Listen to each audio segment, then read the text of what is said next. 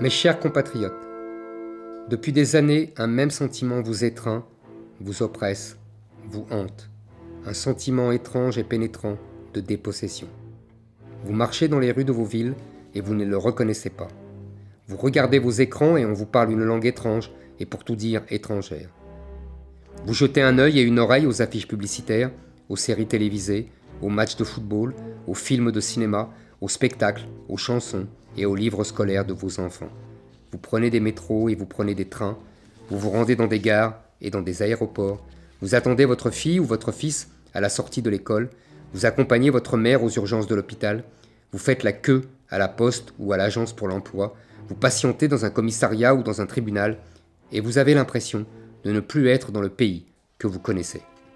Vous vous souvenez du pays que vous avez connu dans votre enfance, vous vous souvenez du pays que vos parents vous ont décrit, vous vous souvenez du pays que vous retrouvez dans les films ou dans les livres, le pays de Jeanne d'Arc et de Louis XIV, le pays de Bonaparte et du général de Gaulle, le pays des chevaliers et des gentes dames, le pays de Victor Hugo et de Chateaubriand, le pays de Pascal et de Descartes, le pays des fables de La Fontaine, des personnages de Molière et des vers de Racine, le pays de Notre-Dame de Paris et des clochers dans les villages, le pays de Gavroche et de Cosette, le pays des barricades et de Versailles, le pays de Pasteur et de Lavoisier, le pays de Voltaire et de Rousseau, de Clémenceau et des poilus de 14, de Gaulle et de Jean Moulin, le pays de Gabin et de Delon, le Brigitte Bardot et de Belmondo, de Johnny et d'Aznavour, de Brassens et de Barbara, des films de Sautet et de Verneuil.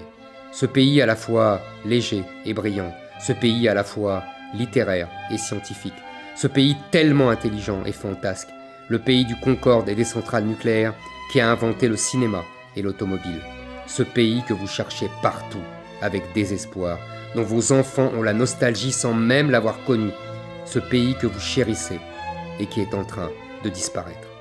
Vous n'avez pas déménagé et pourtant vous avez la sensation de ne plus être chez vous.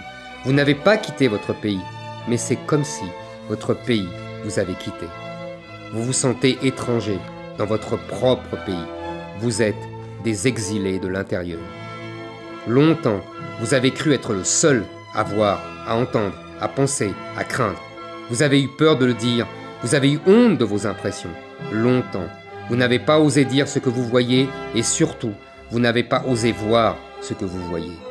Et puis, vous l'avez dit à votre femme, à votre mari, à vos enfants, à votre père, à votre mère, à vos amis, à vos collègues, à vos voisins.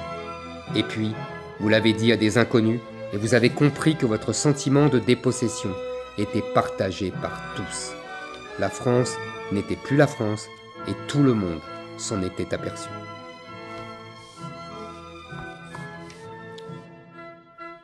Bien sûr, on vous a méprisé. Les puissants, les élites, les bien-pensants, les journalistes, les politiciens, les universitaires, les sociologues, les syndicalistes, les autorités religieuses vous disaient que tout cela était un leurre, que tout cela était faux, que tout cela était mal.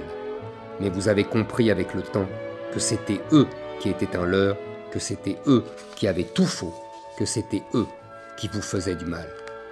La disparition de notre civilisation n'est pas la seule question qui nous harcèle, même si elle les domine toutes. L'immigration n'est pas cause de tous nos problèmes, même si elle les aggrave tous. La tiers-mondisation de notre pays et de notre peuple l'appauvrit autant qu'elle le disloque, le ruine autant qu'elle le tourmente.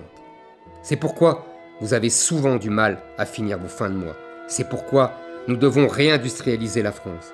C'est pourquoi nous devons rééquilibrer notre balance commerciale, réduire notre dette qui grossit, ramener en France nos entreprises qui ont déménagé, redonner du travail à nos chômeurs. C'est pourquoi nous devons protéger nos trésors technologiques et cesser de les brader aux étrangers. C'est pourquoi nous devons permettre à nos petites entreprises de vivre et de grandir et d'être transmises de génération en génération. C'est pourquoi nous devons préserver notre patrimoine architectural, culturel et naturel. C'est pourquoi nous devons restaurer notre école républicaine, son excellence et son culte du mérite et cesser de livrer nos enfants aux expériences égalitaristes des pédagogistes et des docteurs fol-amour, des théories du genre et de l'islamo-gauchisme. C'est pourquoi nous devons reconquérir notre souveraineté abandonnée aux technocrates et aux juges européens qui ont dépouillé le peuple français de sa capacité à décider de son sort au nom des chimères d'une Europe qui ne sera jamais une nation. Oui, nous devons rendre le pouvoir au peuple, le reprendre aux minorités qui ne cessent de tyranniser la majorité et aux juges qui substituent leur férule juridique au gouvernement du peuple, par le peuple, pour le peuple. Depuis des décennies, nos gouvernants de droite comme de gauche nous ont conduits sur ce chemin funeste du déclin et de la décadence. Droite ou gauche, ils vous ont menti, vous ont dissimulé la gravité de notre déclassement, ils vous ont caché la réalité de notre remplacement. Vous me connaissez depuis des années. Vous savez ce que je dis, ce que je diagnostique, ce que j'annonce. Je me suis longtemps contenté du rôle de journaliste, d'écrivain, de Cassandre, de lanceur d'alerte. Je croyais alors qu'un politicien allait s'emparer du flambeau que je lui transmettais. Je me disais, à chacun son métier, à chacun son rôle, à chacun son combat. Je suis revenu de cette illusion. Comme vous, je n'ai plus confiance. Comme vous, j'ai décidé de prendre notre destin en main.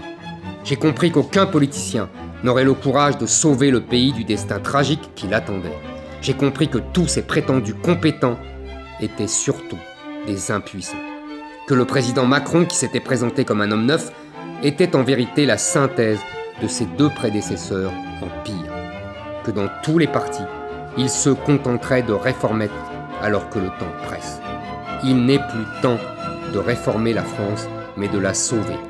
C'est pourquoi j'ai décidé de me présenter à l'élection présidentielle.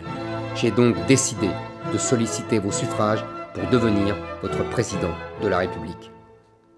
Pour que nos enfants et nos petits-enfants ne connaissent pas la barbarie, pour que nos filles ne soient pas voilées et que nos fils ne soient pas soumis, pour que nous puissions leur transmettre la France telle que nous l'avons connue et reçue de nos ancêtres, pour que nous puissions encore préserver nos modes de vie, nos traditions, notre langue, nos conversations, nos controverses sur l'histoire ou la mode, notre goût pour la littérature et la gastronomie, pour que les Français restent des Français fiers de leur passé et confiants dans leur avenir, pour que les Français se sentent de nouveau chez eux et pour que les derniers arrivés s'assimilent à leur culture, s'approprient leur histoire, pour que nous refassions des Français en France et pas des étrangers sur une terre inconnue. Nous, les Français, nous sommes une grande nation, un grand peuple. Notre passé glorieux plaide pour notre avenir. Nos soldats ont conquis l'Europe et le monde. Nos grands écrivains et nos artistes ont suscité l'admiration universelle. Les découvertes de nos scientifiques et les fabrications de nos industriels ont marqué leur époque. Le charme de notre art de vivre fait l'envie et le bonheur de tous ceux qui y goûtent. Nous avons connu d'immenses victoires et nous avons surmonté de cruelles défaites. Depuis 1000 ans, nous sommes une des puissances qui ont écrit l'histoire du monde. Nous serons dignes de nos ancêtres. Nous ne nous laisserons pas dominer, vassaliser, conquérir, coloniser. Nous ne nous laisserons pas remplacer. Face à nous se dressera un monstre froid et déterminé qui cherchera à nous salir. Ils vous diront que vous êtes raciste. Ils vous diront que vous êtes animés par des passions tristes, alors que c'est la plus belle des passions qui vous anime, la passion de la France. Ils vous diront le pire sur moi, mais je tiendrai bon. Les quolibets et les crachats ne m'impressionneront pas. Je ne baisserai jamais la tête, car nous avons une mission à accomplir. Le peuple français était intimidé, tétanisé, endoctriné, culpabilisé. Mais il relève la tête, il fait tomber les masques, il dissipe les miasmes mensongers, il chasse ces mauvais bergers. Nous allons continuer la France. Nous allons poursuivre la belle et noble aventure française. Nous allons transmettre le flambeau aux prochaines générations. Aidez-moi, rejoignez-moi, dressez-vous. Nous les Français, nous avons toujours triomphé de tout. Vive la République et surtout, vive la France.